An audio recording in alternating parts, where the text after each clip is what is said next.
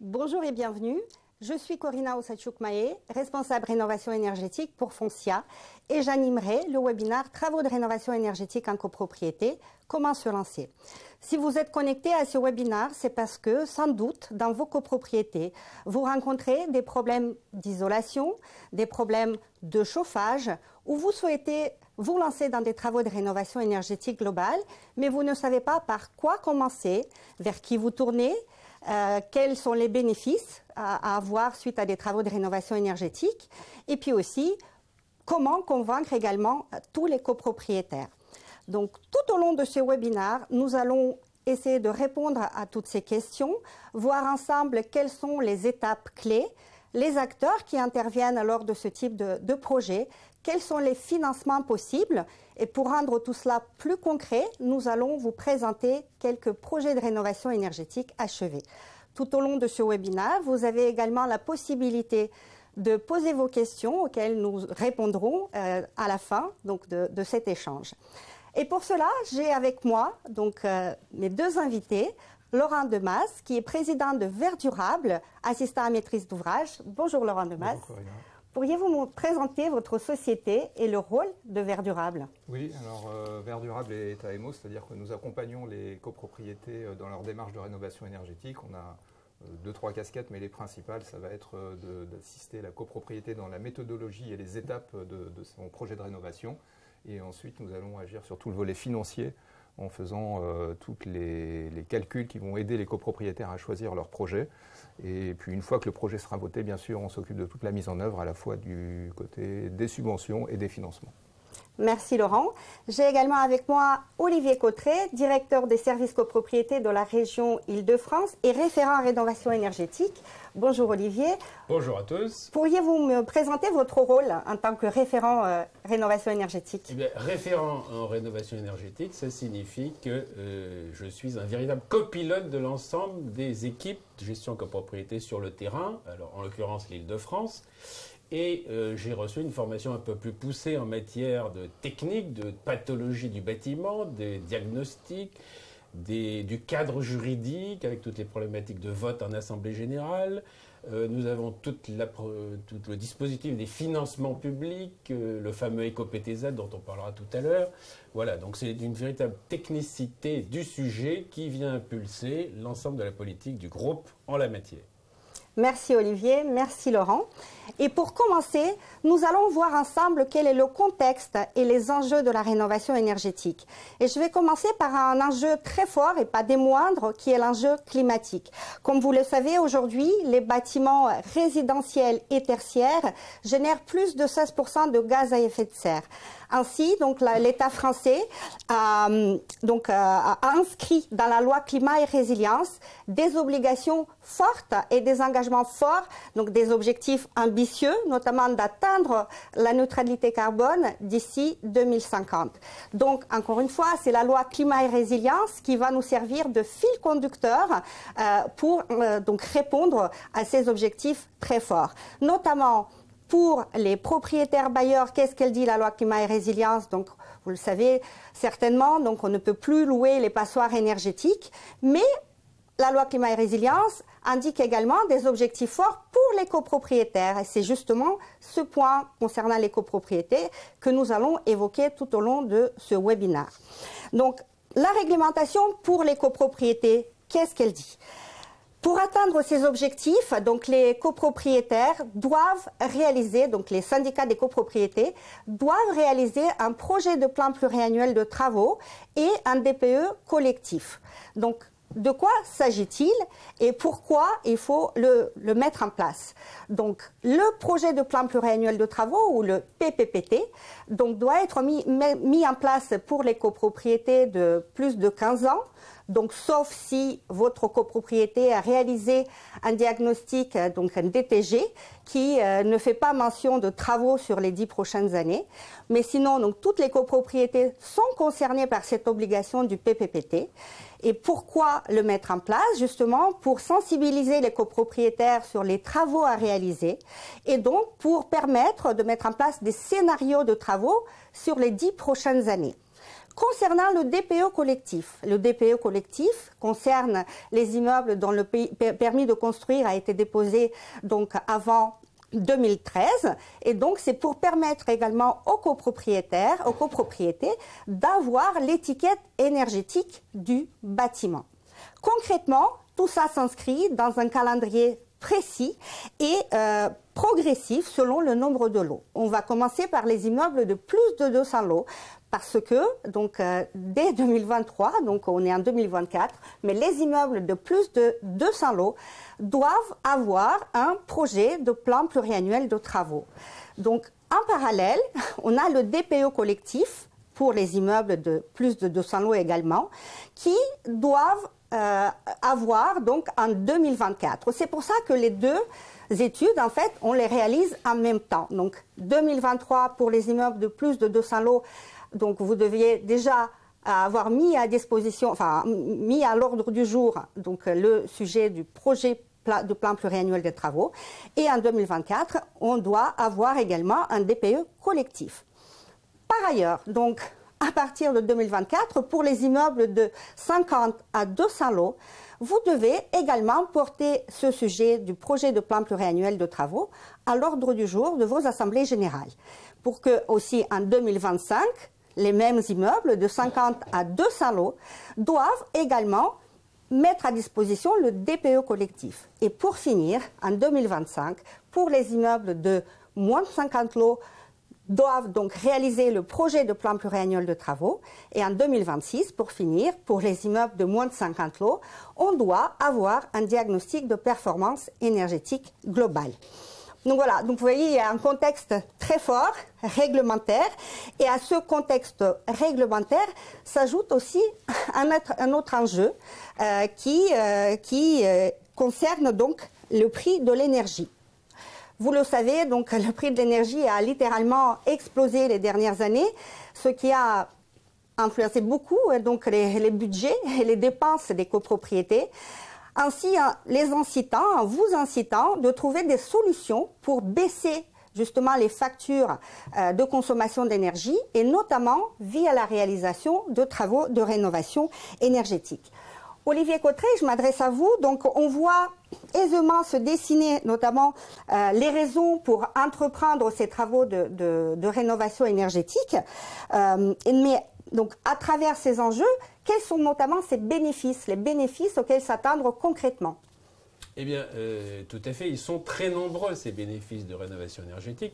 Au premier chef duquel la réduction des consommations énergétiques. Donc, vous venez de le dire, le prix de l'énergie a totalement explosé. On parle encore récemment de l'augmentation du kilowattheure électrique depuis avant-hier pour plus de 10%, donc c'est énorme. On ne connaîtra plus le prix du gaz d'avant la crise et la guerre en Ukraine, qui a totalement explosé. Donc aujourd'hui, fort heureusement, on est sorti d'une crise internationale, mais vous avez des seuils budgétaires de prix du mégawattheure de gaz qui sont très importants. On est au double d'avant la crise de 2022. Donc financièrement, c'est un vrai impact budgétaire pour les copropriétés. Et donc, qui vient justifier au premier chef cette recherche d'économie en matière de consommation énergétique pour se chauffer et chauffer son eau chaude. Alors, pourquoi, avec quoi on va rechercher cela? Avec, si possible, un bouquet de travaux.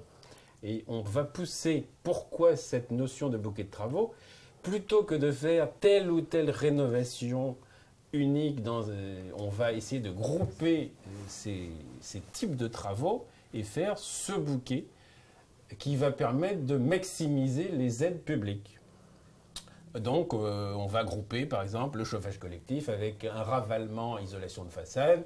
Si possible, on peut ajouter l'isolation des sous-sols et la ventilation, par exemple, travailler sur les ventilations avec les derniers dispositifs d'hygrométrie variable, par exemple. Il y a des techniques très pointues, très intéressantes. On va isoler la toiture terrasse, on va refaire l'étanchéité, on va éventuellement adjoindre le remplacement des fenêtres individuelles, puisque le remplacement des fenêtres individuelles, ne l'oublions pas, même s'il s'agit de parties privatives, il peut y avoir des travaux dits d'intérêt collectif, ouais. Même s'ils sont poussés par la collectivité dans un dispositif législatif bien connu. Le deuxième point... Quels sont les autres bénéfices, Olivier, auxquels s'attendre quand on se lance dans des travaux de rénovation énergétique? Forcément, l'amélioration du confort quotidien, du ressenti dans votre logement, bien entendu, avec notamment, on parle souvent du chauffage, du bon flux de chauffage et de l'adaptation au climat et au DJU. Il ne faut pas oublier l'isolation l'été, avec le véritable confort qu'on va avoir en baissant les températures intérieures avec tous ces dispositifs d'isolant très performants. Donc souvent, c'est vrai qu'on parle des passoires énergétiques, mais il ne faut pas oublier les bouilloires thermiques. Absolument. On entend de plus en plus ce terme de bouilloire thermique. Absolument. Alors le troisième point, évidemment, l'augmentation de la valeur vénale des biens.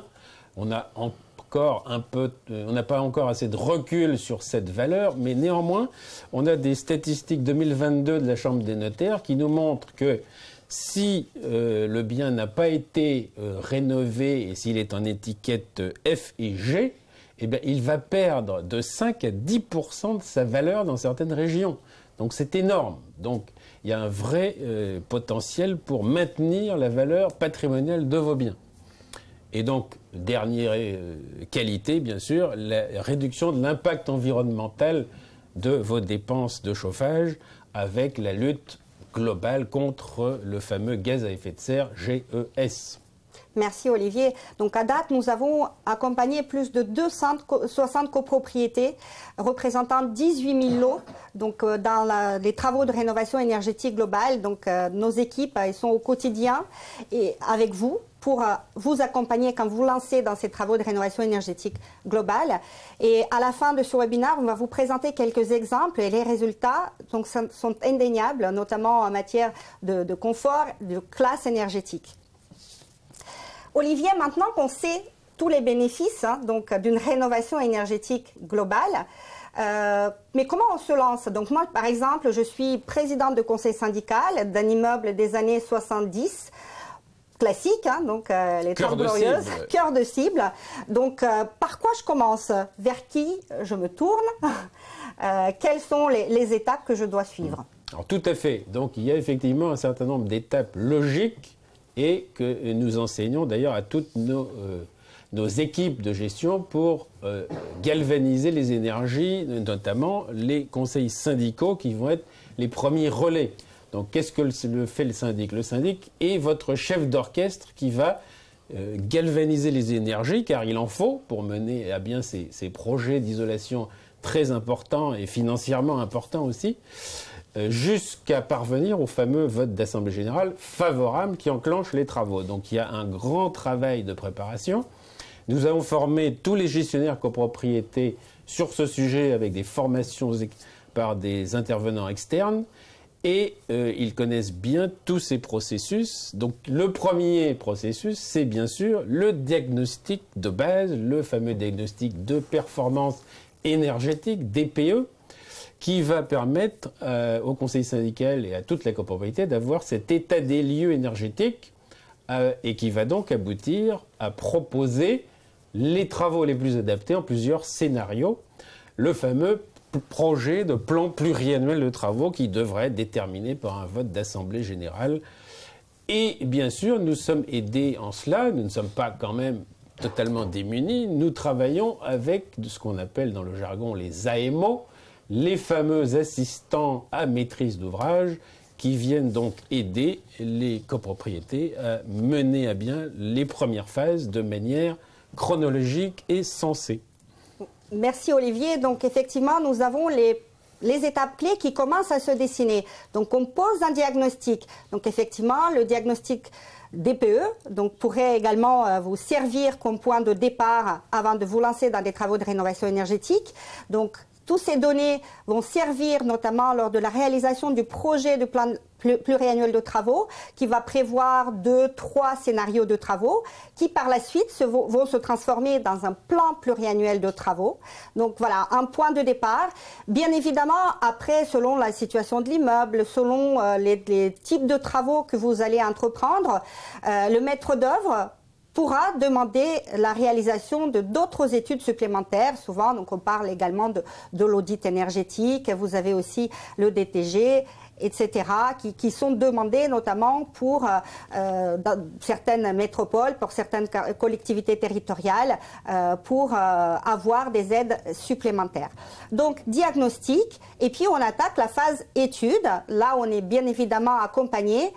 Le syndic en tant que chef d'orchestre, mais aussi bien évidemment le maître d'œuvre, donc qui va mettre en place donc tout ce projet donc de travaux de rénovation énergétique, et également donc l'AMO, il va être accompagné par l'AMO qui a également des missions très spécifiques, et je rappelle que l'AMO est obligatoire notamment quand on demande la subvention MaPrimeRénov' copropriété, ce qui est souvent le cas quand on se lance dans des travaux de rénovation énergétique globale. Donc le minimum, c'est il faut atteindre 35% de gain d'énergie post-travaux. Donc effectivement, l'AMO donc va arriver et puis va également accompagner dans certains choix, donc va accompagner la copropriété, va accompagner aussi le maître d'œuvre, et puis va intervenir également sur le volet financier.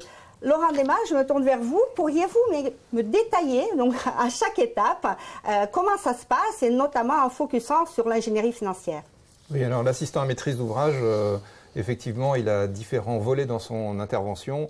La première, ça va être éventuellement d'accompagner la copropriété dans le choix de son équipe de maîtrise d'œuvre, qui n'a pas toujours, qui ne sait pas toujours vers qui s'orienter pour l'accompagner sur les éléments techniques. Donc il est important que tout le monde ait en tête qu'il faut être accompagné à la fois sur le volet bâti, donc il faut avoir une compétence de ce qu'on appelle de maîtrise d'œuvre, qui peut être un architecte, et puis il faut aussi avoir une compétence thermique pour à la fois choisir éventuellement les solutions énergétiques de remplacement si on a une vieille chaudière qui doit être remplacée, et puis et aussi faire les calculs. Parfois c'est la maîtrise d'œuvre qui s'occupe aussi de faire les calculs qui vont permettre de présenter le dossier de demande de subvention, puisqu'il va falloir justifier de l'amélioration de performance. On reviendra après sur les chiffres d'amélioration nécessaires. Donc nous, c'est la première étape, éventuellement accompagner la copropriété, ce n'est pas toujours le cas, mais accompagner la copropriété dans le choix de son équipe. Et une fois qu'elle a choisi son équipe, les équipes techniques vont mener leurs études. Donc ça va être ces études techniques sur comment améliorer l'enveloppe du bâtiment, donc comment la rendre moins déperditive. Donc c'est notamment tout ce qui va être ravalement avec isolation en façade, isolation de la toiture, isolation des parties basses du bâtiment, et puis tout ce qui va être amélioration de la ventilation, qui est très importante pour ne pas avoir de dégradation du confort et de la qualité de l'air, ni de moisissure après les travaux. Et puis les solutions de changement de chauffage ou d'amélioration du système de chauffage, qui sont aujourd'hui des discussions très cruciales, avec des questions sur les énergies futures vers lesquelles s'orienter. Donc ça, on va aider la copropriété, on va faire tous les calculs financiers sur le résultat des études techniques, et on va permettre aux copropriétaires de choisir l'optimisation financière au regard des propositions techniques en faisant tous les calculs sur les différentes options. Et donc on va permettre aux copropriétaires d'avoir vraiment les outils pour faire le bon choix et savoir lui permettre de choisir vers où s'orienter en tenant compte de ses capacités financières. Et donc on va donner vraiment le pouvoir aux copropriétaires. On ne fait pas, nous, d'injonction. On ne peut pas emmener les copropriétaires où ils ne veulent pas. Ils restent propriétaires et décideurs. Mais par contre, ils auront les bons outils pour choisir. L'AMO va donc les accompagner et les guider là-dedans. On va aussi poser les questions qui dérangent, parce que des fois, techniquement, il y a des questions qui ne sont pas toujours évidentes et qui ne sont pas toujours posées. Et il faut, je crois, mettre toutes les questions sur la table, surtout aujourd'hui où il y a des grandes étapes et des grandes exigences de la part du législateur sur les améliorations. Donc il ne faut pas se fermer les yeux sur toutes les options techniques possibles. On va faire tous les calculs financiers, et comme ça, on va accompagner les copropriétaires vers l'assemblée générale du choix, et on fait aussi des entretiens. Donc on fait des réunions générales, mais aussi des entretiens individuels, pour qu'avant l'assemblée, tout le monde puisse avoir vraiment toute l'information nécessaire avant de prendre position et de voter. Et bien sûr, une fois que c'est voté, on mettra en œuvre tous les dispositifs financiers, donc que ce soit les emprunts, prêts à taux zéro collectif, on va en reparler, ou les dispositifs de subvention collectifs ou individuels, et que ce soit des dispositifs nationaux ou régionaux ou locaux. Oui, effectivement, on voit qu'à partir du moment où il y a eu ce diagnostic de réaliser, il y a quand même quelques étapes à franchir avant d'arriver à la phase travaux, Laurent. Donc, oui. En général, parce que je sais que vous avez accompagné plusieurs de nos copropriétés dans le projet de rénovation énergétique globale, combien de temps vous avez besoin justement pour arriver à l'étape travaux, plus bien évidemment les travaux, sachant que je suis tout à fait consciente que ça dépend de l'importance de l'immeuble, de l'importance du bouquet de travaux, comme le disait Olivier? Alors, la première étape dont vous avez parlé, le PPT, et tout ce qui va être diagnostic, généralement, ça passe d'une assemblée générale à l'autre. Donc, ça s'étale sur un an, même si la durée de travail est inférieure, bien sûr.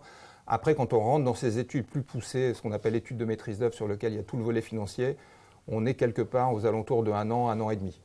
Donc, c'est le temps nécessaire avant d'arriver au vote. Et une fois qu'on a voté, il y a la mise en œuvre des dispositifs financiers qui peut être assez longue, plusieurs mois. Et avant que les travaux ne commencent, et là ça dépend vraiment de la taille de la copropriété, une année et demie sur les travaux, plus les mois qui suivent pour délier les dossiers de subvention. Donc on est sur encore 2 ans après le vote pour arriver vraiment à tout délier. Donc phase diagnostic, phase préparatoire, donc phase étude. Chaque fois, il ne faut pas oublier que systématiquement, nous faisons des réunions tant avec le conseil syndical qu'avec tous les copropriétaires, en amont notamment souvent des votes cruciaux lors des assemblées générales. Il y a une assemblée générale un peu non officieuse, voilà, donc pour échanger sur le projet. Et donc, quels sont notamment, selon vous, Laurent, les points clés pour qu'un projet de rénovation énergétique soit réussi?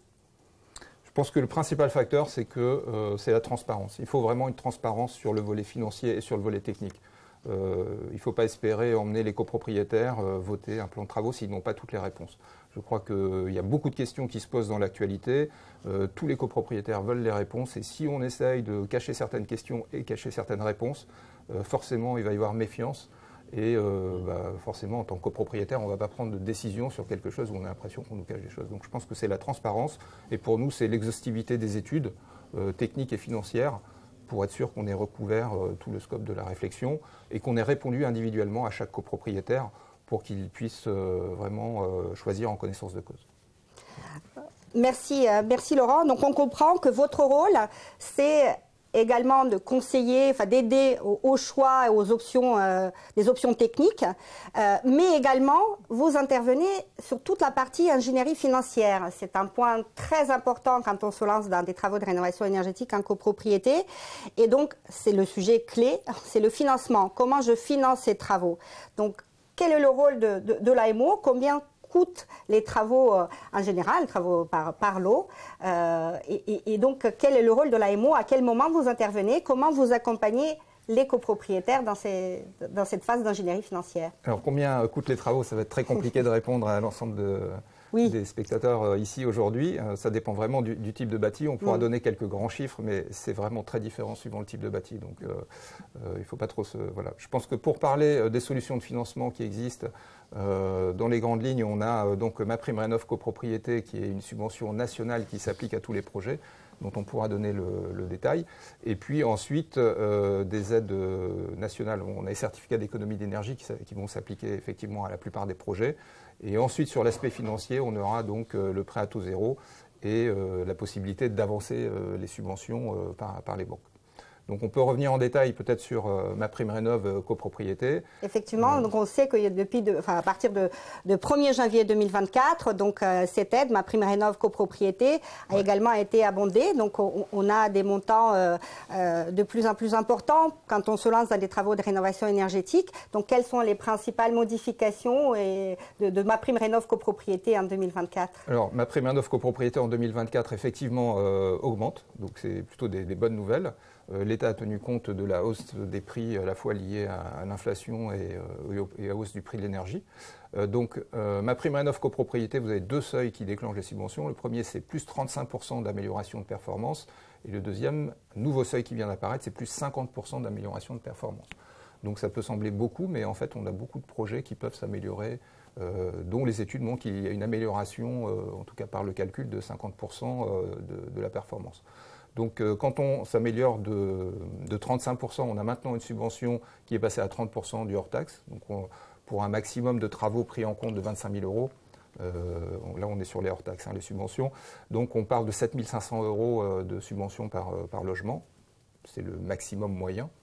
Et si on est à 50%, à ce moment-là, on est à 45% de subvention. Donc si on a 50% d'amélioration de la performance, on a 45% de subvention sur 25 000 euros. Ça nous amène vers les 11 250 euros de subvention. Donc on voit que c'est quand même des subventions qui sont assez importantes. Vous avez des seuils supplémentaires. Si vous sortez des étiquettes AFG, vous avez 10% supplémentaires.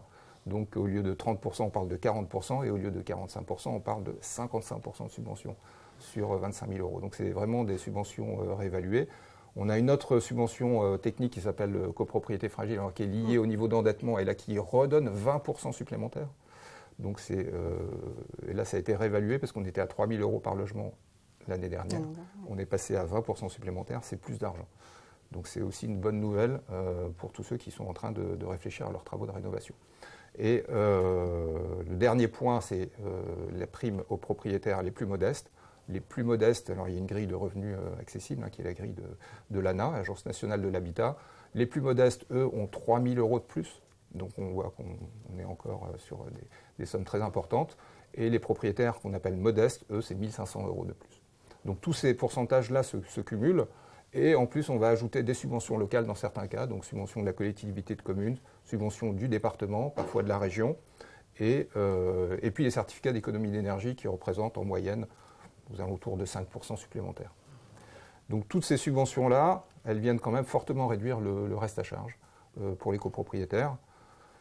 Et ce qui est bien, c'est qu'avec les solutions de financement, on va pouvoir avoir une subvention, un prêt qui va avancer le montant de la subvention. Donc les copropriétaires, eux, vont avoir à financer seulement ce qu'on appelle le reste à charge. C'est-à-dire ce qui reste une fois les subventions enlevées. Donc, avant de rentrer dans le détail du reste à charge, Laurent, effectivement, vous avez évoqué les aides individuelles.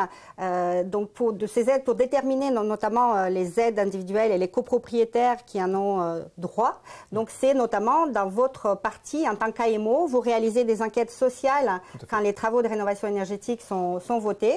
Et c'est vous qui prenez donc ensuite contact avec les copropriétaires pour justement déterminer cette aide supplémentaire qui s'adresse aux ménages modestes et très modestes. Dans notre mission, c'est écrit dans les textes, on a donc un questionnaire, une enquête sociale qui pose des questions sur l'occupation du logement et le revenu du foyer. Et ça nous permet de classer le foyer et de savoir quel est le niveau de subvention auquel il a droit, mes subventions nationales et locales, puisque souvent les collectivités locales abondent les aides nationales pour les plus modestes.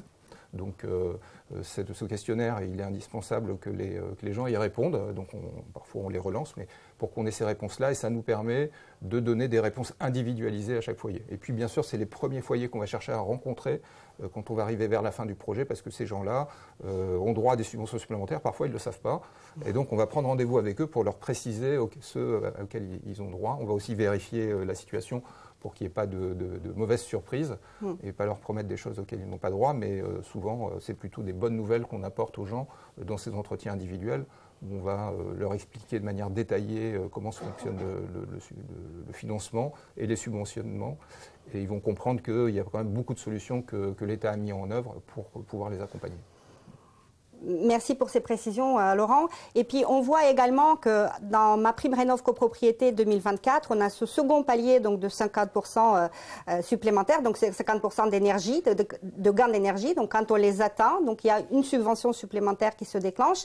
Et notamment, elle se déclenche souvent quand on réalise un bouquet de travaux, comme le disait Olivier, donc quand on a des travaux d'isolation, ventilation également, mais aussi la chaufferie, parce qu'effectivement, il y a de plus en plus de copropriétés qui se lancent dans des travaux qui portent sur la chaufferie, notamment pour la décarboner et donc pour atteindre ce fameux seuil aussi de 50% de gain énergétique pour déclencher des aides supplémentaires.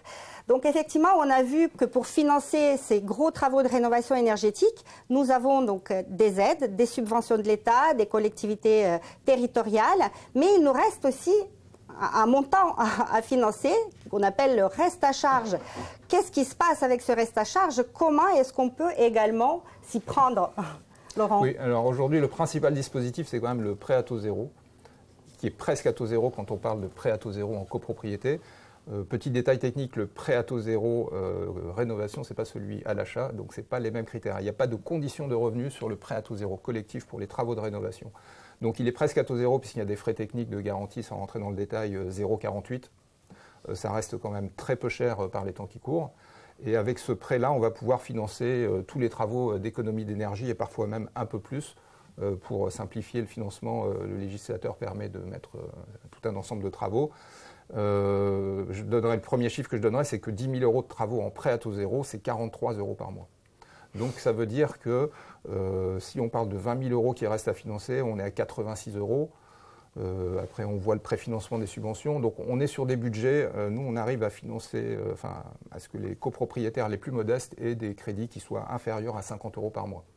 Donc rénover complètement son habitat, améliorer son confort, améliorer la valeur du bien pour moins de 50 euros par mois, sans tenir compte en plus de l'amélioration, de la réduction du budget énergie, c'est des choses qu'on arrive à faire. Après, pour les foyers un peu plus aisés, on comprend qu'il y a une barrière psychologique aux alentours de 100 euros par mois, qui est souvent un seuil qui joue. Parfois, les copropriétés dépensent un peu plus, mais c'est aussi lié au bâti, puis à la situation des personnes qui parfois investissent plus. Mais je pense que ce prêt à taux zéro, c'est vraiment un outil incroyable, parce que financer 10 000 euros pour 43 euros par mois, ça ouvre déjà beaucoup de perspectives et ça a bien soulagé beaucoup de copropriétaires quand ils apprennent que ça va être ce montant-là. Ils se disent que c'est une mensualité qu'ils vont pouvoir supporter et qu'ils ne vont pas se retrouver à la rue. Donc je pense que ça, c'est vraiment important de faire passer ce message. Le prêt à taux zéro collectif, qui en plus est en train de se simplifier, d'une manière ou d'une autre, il est en train de se simplifier. Il est déjà très simple pour les copropriétaires. Signer un prêt à taux zéro, c'est un papier à signer et 2 photocopies, pièce d'identité, justificatif de domicile, taxe foncière. C'est vraiment très simple à mettre en œuvre pour le copropriétaire. C'est en train de se simplifier beaucoup pour le syndic. Donc le législateur a compris cette complexité et petit à petit, on a une écoute de toutes les personnes au sein de l'ANA et puis aussi des ministères et des députés pour faire des process qui vont être simplifiés. Et puis Foncia travaille beaucoup et on travaille beaucoup avec Foncia pour cette simplification. Oui, effectivement, tant pour le syndic que pour le syndicat des copropriétaires, parce que cet éco-PTZ va être rattaché au lot et non plus à la personne. Voilà, ça va être un soulagement. Ça va être un soulagement, voilà. Merci beaucoup Laurent pour toutes ces précisions. Donc on a maintenant les étapes clés avant de se lancer dans des travaux de rénovation énergétique, donc et tout au long de ce processus. Nous avons vu ensemble également quelles sont les subventions, comment financer un tel projet, quelles sont les subventions, comment financer le reste à charge. Malheureusement, donc le temps passe vite et avant de vous laisser la parole, Olivier, est-ce que vous pouvez nous présenter un ou deux projets de rénovation énergétique achevés et quels ont été les bénéfices pour ces projets ? Oui, tout à fait. La rénovation énergétique, ça fonctionne et c'est relativement simple pour tous ceux qui connaissent les dispositifs financiers qu'on vous a exposés. Et donc, du fait de notre volonté de pousser tout cela dans des copropriétés, notamment celles des années 60-70, vous le savez, qui sont vraiment des cubes en béton qui initialement n'avaient aucune isolation, eh bien c'est là que nous allons avoir des rendements et des économies d'énergie exceptionnelles. Et nous avons sélectionné pour vous des exemples où ça fonctionne parfaitement bien. On a un bel exemple de rénovation sur Champigny-sur-Marne que nous avons d'ailleurs fait en synergie avec Laurent Demas. Et donc vous avez là l'ensemble des éléments clés. Vous voyez très vite que immeuble 1956, donc sans aucune isolation bien sûr, où on va travailler sur un renvalement avec isolation thermique extérieure et tout le dispositif de ventilation. J'insiste, le dispositif de ventilation en matière de rénovation énergétique, c'est fondamental pour la suite. Voilà, à la fois en termes d'économie d'énergie, en régulation des flux, puisque les thermies, eh bien, elles partent évidemment dans le ciel. Donc il faut les réguler avec des hygrométries adaptées. Et donc dans cette résidence de Champigny-sur-Marne, en l'occurrence, ça a été initié en 2019, mais évidemment, épisode Covid, bon, petit ralentissement normal. Mais en 2023, tout s'est accéléré et on pense finir cette rénovation en 2025 avec un beau projet d'1 300 000 € où nous avons, avec votre aide, réussi à glaner plus de 27% d'aide, ce qui est quand même énorme pour les copropriétaires. Alors, le fameux reste à charge, eh bien oui, il a été réduit à sa plus simple expression, et même s'il restait des quotes-parts qui pouvaient approcher 20 000 euros par logement, eh bien oui, il est possible de les financer en totalité, et ici, nous avons un exemple du fonctionnement réussi de l'éco-PTZ, ça fonctionne, et on va rembourser, les copropriétaires vont rembourser pour à peu près 90 euros par mois l'ensemble de leur quote-part de 20 000 euros restant à charge. Donc c'est une grande réussite dans ce projet, avec la bonification des aides individuelles de l'ANA, etc. Enfin, tout ça, ça confirme qu'il faut se faire accompagner par des professionnels aguerris et pour glaner toutes les aides publiques, puisqu'il y a des particularismes de région, et c'est ce qui nous montre en deuxième choix de présentation. Donc on va vous parler aussi d'une belle rénovation à Nancy. Olivier, juste parce qu'on va en profiter que Laurent Demas qui suit ce dossier en tant qu'AMO, est-ce qu'il y a d'autres points, d'autres précisions à apporter sur ce dossier, Laurent? Oui, donc là, on voit qu'on a un budget de 86 euros par mois sur la diapositive, mais il est encore inférieur pour les propriétaires les plus modestes, qui ont touché 3 000 euros de subventions supplémentaires. Donc, on est plutôt proche des 70 euros par mois. Et en plus, donc il y a une économie d'énergie qui est estimée en moyenne par logement entre 20 et 30 euros par mois. Donc si on décompte ça, pour les plus modestes, on tombe à quelque chose qui est aux alentours de 50 euros par mois. Je pense que c'est ça qui a convaincu les gens d'y aller, parce qu'ils sont senti qu'ils allaient pouvoir financer ces travaux. Ça a pris du temps à leur expliquer, parce qu'ils ont eu un changement de réglementation au cours de projet. Oui. L'amélioration du bien, on l'a estimé, on a fait une petite estimation à 3%. C'est sans garantie, mais 3% c'est déjà sur un appartement moyen dans cette résidence, c'est déjà 7 000 euros d'amélioration de valeur. Donc sur des travaux qui sont à 27 000, donc c'est pas loin d'un quart, un tiers d'amélioration, enfin du prix des travaux qui est pris en amélioration de valeur. Et ça, je pense que c'est aussi un point auquel les copropriétaires sont sensibles. Et l'amélioration d'étiquette énergétique, puisque de l'étiquette E, on remonte au haut de l'étiquette C. Donc ils sont quasiment aujourd'hui protégés de toutes les obligations pour les années, les décennies à venir dans l'état actuel des textes. Merci pour ces précisions. Effectivement, le gain énergétique, le confort, la valeur verte, ce sont les éléments qui arrivent souvent et qui nous sont exprimés également par les copropriétaires avec lesquels on discute juste après la réalisation de ces travaux de rénovation énergétique. Et maintenant, on va aller du côté de Nancy, Olivier, où un autre beau projet de rénovation énergétique a été réalisé par nos équipes. Tout à fait. Alors, et c'est justement l'illustration exceptionnelle de l'effet bénéfique de ces rénovations énergétiques en matière de cohésion sociale. Aussi, nous sommes rassembleurs des énergies et donc on va permettre, vous l'avez exposé, on va permettre à des copropriétaires qui n'ont pas forcément les mêmes moyens financiers, avec des retraités plus ou moins aisés, des copropriétaires jeunes qui sont arrivés, qui ont un pouvoir d'achat un peu plus important. Donc nous allons faciliter tout cela, on va décortiquer l'étude sociale de la copropriété et pouvoir amener le maximum d'aide aux plus démunis, et on va renforcer cette cohésion sociale et parvenir à des votes d'assemblée générale qui vont se faire en toute cohésion sans qu'il y ait de tension. C'est aussi très important, c'est là où nous avons une dimension sociale du métier de syndic qu'il ne faut pas perdre de vue. Et c'est ce qui a permis donc à Nancy, dans cette belle résidence Les Océanes, de mener à bien, dans cette copropriété de 72 appartements quand même, des années 60, donc vous avez compris, béton, sans aucune isolation à l'origine. Et ils sont allés très vite, c'est-à-dire qu'avec un audit en 2021, dès juillet 2023, ils avaient fini les travaux. Donc c'est remarquable, ça veut dire que tous les financements ont été mis en musique parfaitement. Le syndic a été chef d'orchestre, le conseil syndical a été moteur, l'assemblée a voté, tout s'est mis en place dans des délais records. Et je dis record parce que vous avez une résidence où vous avez traité le ravalement avec isolation thermique complète de l'extérieur, les métalleries, les persiennes, l'étanchéité de la toiture terrasse avec l'isolation de la toiture terrasse, les sous-faces de plancher, la ventilation mise en place. Enfin, voilà un exemple parfait pour 1 700 000 euros avec le dispositif de financement, l'aide qui a été ramenée de la région là-bas qui s'appelle Climaction, le dispositif de l'ANA, on a récupéré 31% d'aides, soit plus de 517 000 € d'aides qui ont permis à cette petite copropriété de 72 logements d'avoir le prix trophée d'ailleurs du Grand Nancy, dont ils sont très fiers. Et voilà comment on peut impulser dans cet habitat tout à fait caractéristique des années 50-60. On peut faire de très belles réalisations.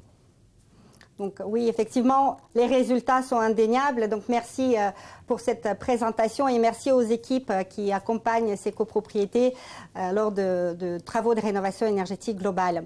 Donc vous voyez, donc on a vu les grandes étapes. Ayez donc d'une part le réflexe syndic, chef d'orchestre, posez le diagnostic, faites les études nécessaires, être bien accompagné par les bons acteurs de la rénovation énergétique et puis bien sûr, on vous accompagne lors des travaux de rénovation énergétique qui sont votés par le syndicat des copropriétaires. Et pour cela, bien évidemment, nous sommes à votre disposition. Vos équipes sont à votre disposition pour réaliser toutes les réunions nécessaires, ainsi qu'avec les acteurs qui interviennent lors de ce type de chantier, pour vous apporter toutes les précisions. Merci beaucoup. Nous avons quelques questions qui arrivent dans le chat, et notamment une question concernant la première rénovation énergétique, 86 € par mois sur une durée de combien de temps, Laurent? Oui, alors l'éco-PTZ par défaut aujourd'hui, il est présenté sur 20 ans. La copropriété peut choisir une durée plus courte si elle le souhaite, mais en fait la plupart du temps, après échange, il conserve cette durée de 20 ans. Alors c'est une très bonne question parce que en fait tout le monde se dit oh là là mais c'est pas possible, je ne vais pas m'endetter pendant 20 ans.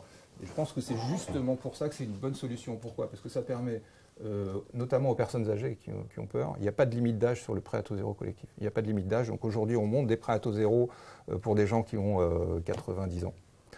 Qu'est-ce que ça fait? En fait ça leur permet de rester à leur domicile sans engager de dépenses faramineuses. Elles conservent leurs réserves, généralement elles ont des économies pour les coups durs. Elles peuvent les garder pour les coups durs, rester chez elles et rester dans un habitat amélioré pour un budget mensuel très faible. Et à la succession, éventuellement, les dossiers sont transférés lors de la succession et la banque se rembourse. Ce n'est pas un souci. Donc ça permet aux gens âgés de rester chez eux, contrairement à ce qu'on pense. Et pour les gens qui viennent d'arriver, qui sont des gens qui ont l'intention de revendre ou qui viennent d'acheter, en fait, ils n'ont pas forcément un gros budget. Mais ça, ce budget, cette petite mensualité leur permet de financer ces travaux de rénovation globale, alors qu'ils ne l'avaient peut-être pas envisagé au début en arrivant dans la copro et en plus en ayant peut-être la perspective de changer à plus ou moins court terme. Donc c'est pour ça que c'est à la fois une bonne solution pour les gens qui sont âgés ou les jeunes acheteurs. Merci pour cette précision, Laurent. On a d'autres questions justement sur le prêt à taux zéro collectif. Qui le demande? Donc vers qui il faut se tourner? Mais je pense que c'est aussi dans votre mission, quand vous montez l'ingénierie financière, bien évidemment, vers qui se tourner? C'est vers le syndic, Olivier. Donc je sais que vous avez géré plusieurs dossiers de rénovation énergétique avec notamment la mise en place d'un emprunt collectif. Tout à fait.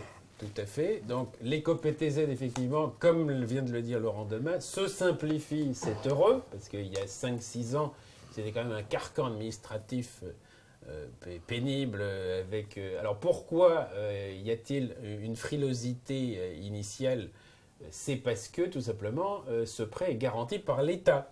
Et donc, c'est pour ça que la Caisse d'épargne qui va le donner va vraiment veiller à être d'une rigueur exceptionnelle dans la vérification des titulaires de cet emprunt éco-PTZ. Mais une fois que c'est monté, ça va rouler tout seul. Et donc c'est tout ce travail en amont de l'éco-PTZ qui est très important. Et ça fonctionne. Merci, merci Olivier pour votre retour. Nous avons une autre question. Donc, la réalisation du DPO collectif obligatoire doit-il obligatoirement être validé par un vote en Assemblée générale? Oui, effectivement, c'est lors de l'Assemblée générale que vous allez porter donc à l'ordre du jour la réalisation d'un diagnostic de performance énergétique collectif, donc selon effectivement le nombre de lots de votre copropriété. Donc, un petit rappel, 200 lots 2024, entre 50 et 200 lots 2025 et en 2026 pour finir pour les immeubles de moins de 50 lots, mais ils doivent déjà l'avoir à disposition, ce qui nous laisse donc effectivement l'année avant pour le réaliser. Voilà, alors on voit dans cette question qu'effectivement on vient de nous dire mais pourquoi faut-il voter alors que c'est obligatoire? Bon, eh ben, c'est tout simplement que même si c'est obligatoire, l'Assemblée est souveraine pour choisir les modalités de réalisation. Et donc, effectivement, statuer sur les offres qui vont lui être soumises par le syndic. Et donc, on rappelle qu'il s'agit du DPE collectif et non d'un DPE individuel. Donc, on parle bien du DPE collectif qui doit être porté à l'ordre du jour, notamment pour déterminer l'étiquette énergétique du bâtiment, de la copropriété. Oui, mais après, ça n'empêchera pas les copropriétaires d'avoir eux-mêmes à décliner ce DPE collectif en DPE individuel, puisque le DPE collectif ne présage pas de l'étiquette de chacun des logements, puisque chaque logement, en fonction de sa situation et puis de ses équipements privatifs, son système de chauffage ou ses fenêtres, pourra avoir une étiquette assez différente de son voisin. Donc effectivement, l'obligation de DPE individuel reste même pour une copro qui a fait son DPE qui a fait son DPE collectif, mais effectivement, après la réalisation du DPE collectif, le diagnostiqueur nous transmettra justement les données qui ont été relevées lors de la réalisation du DPE collectif et qui vont également servir donc à la réalisation du DPE individuel. Alors. Voilà, on a plusieurs questions sur la rénovation extérieure qui n'est pas autorisée effectivement par les bâtiments de France. Donc ça, effectivement, on a souvent cette question qui revient et malheureusement, on ne peut pas atteindre les 35% de gain d'énergie parce qu'on ne peut pas toucher à la façade. Je crois qu'il y a des solutions aussi qui existent dans certaines collectivités, enfin dans certaines métropoles, et justement qui diminuent ce gain énergétique de 35%, donc qui est débloqué à 15% notamment, et des subventions qui peuvent être accordées quand on atteint uniquement 15% de gain énergétique. Donc de mémoire, c'est le cas aussi certaines villes, oui. Dans certaines villes, notamment à Paris, c'est l'aide qui est déclenchée par l'Agence parisienne du climat. Et il y a également une expérimentation en cours pour les immeubles de moins de 20 lots concernant effectivement le taux de gain énergétique. Donc à partir de 2024, l'ANA est en train donc, de faire cette expérimentation sur les immeubles de moins de 20 lots. Et donc effectivement, ces immeubles peuvent aussi rentrer dans des situations un peu particulières, centre de ville, etc.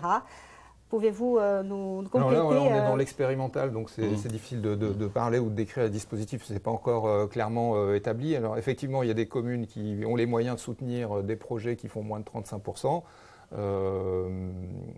pour le bâti ancien. Alors je pense que là, tout le monde cherche des solutions, oui. À la fois le législateur qui est conscient que certaines copropriétés ne peuvent pas faire 35% aujourd'hui, et réfléchit à l'assouplissement notamment sur ces petites copropriétés. Sur les solutions techniques, il y avait dans la question aussi une question relative au sujet de l'isolation intérieure. Le problème de l'isolation intérieure, c'est que ça reste donc une décision individuelle que le gestionnaire, le syndic ne veut pas forcer la main à ces travaux individuels d'isolation, en tout cas, en dehors des menuiseries ou de certains autres postes.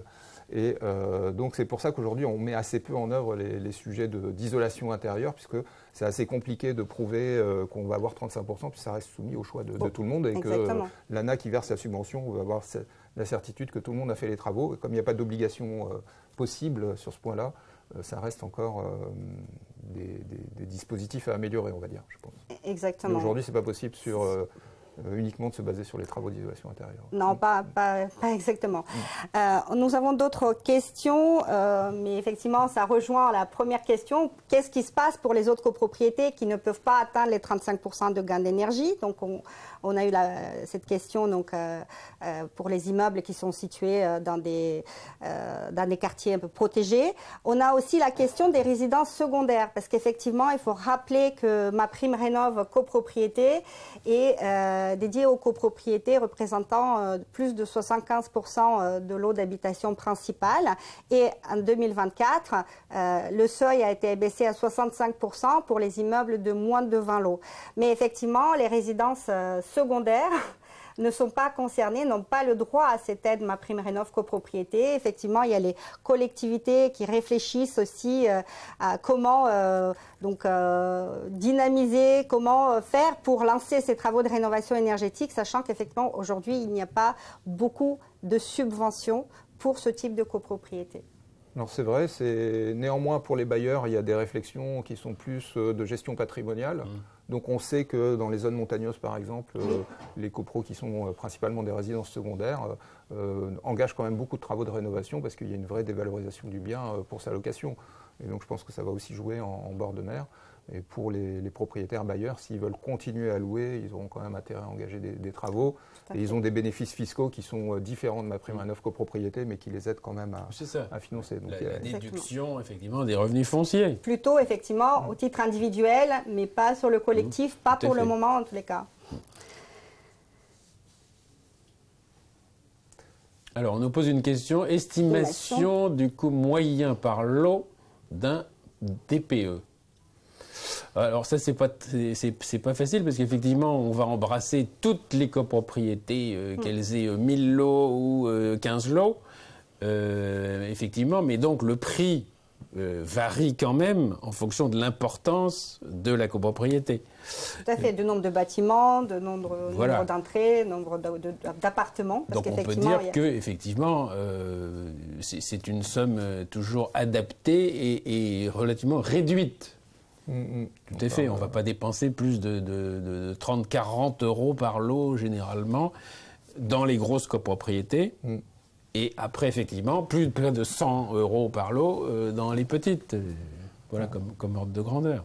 Je crois que les gestionnaires sur le terrain, puis ça dépend quand même de chaque région et de chaque type Tout à fait. de type de prestations. Et donc il y a beaucoup de variations et je pense que les gestionnaires sont bien placés. Exactement, il y a beaucoup de variations. Mais sachez que nous, au niveau de Foncia, on a référencé plusieurs bureaux d'études pour accompagner les copropriétés dans la réalisation des DPE collectifs et des projets de plan pluriannuel de travaux.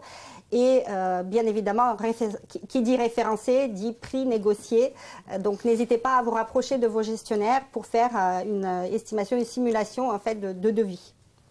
Et c'est tout à fait le moment parce que vous avez la possibilité en ce moment de joindre le fameux PPPT de manière connexe au DPE.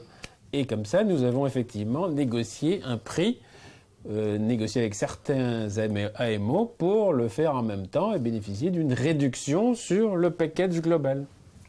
Exactement, Olivier. Nous avons aussi une autre question sur les subventions, donc à l'attention de Laurent. Les subventions sont-elles octroyées à la copropriété, aux copropriétaires ou aux deux? Eh bien, aux deux.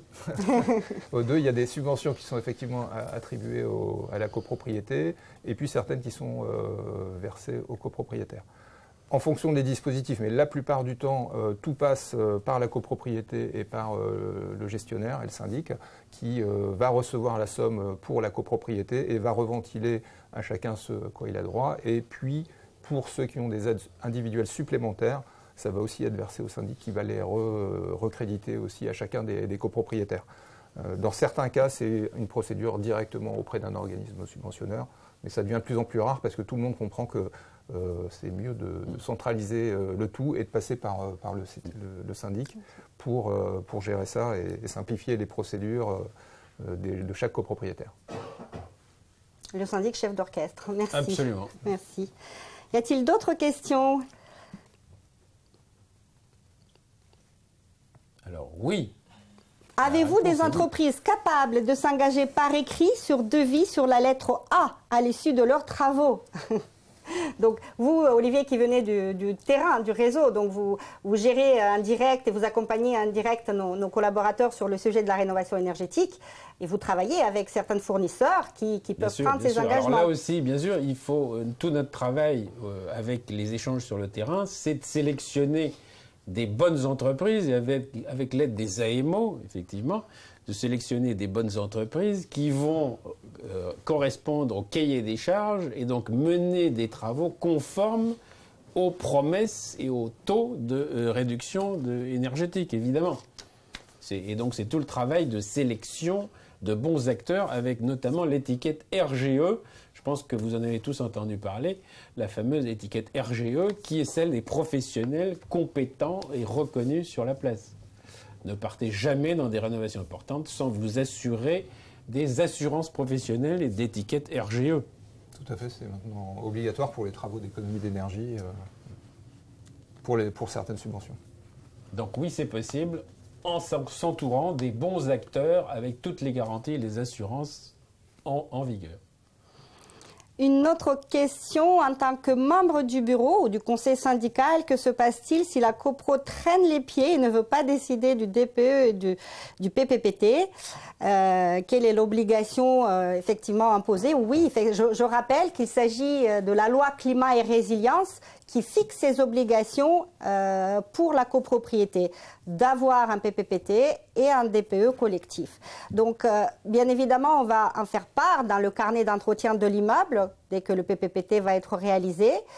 Donc, effectivement, en cas de vente, on aura les acquéreurs qui seront sensibles. Hein. On l'a vu tout à l'heure quand on a évoqué la valeur verte donc, du bien d'un bien rénové, qui se trouve dans une copropriété rénovée. Et donc, c'est un point qui est de plus en plus remonté par les acquéreurs.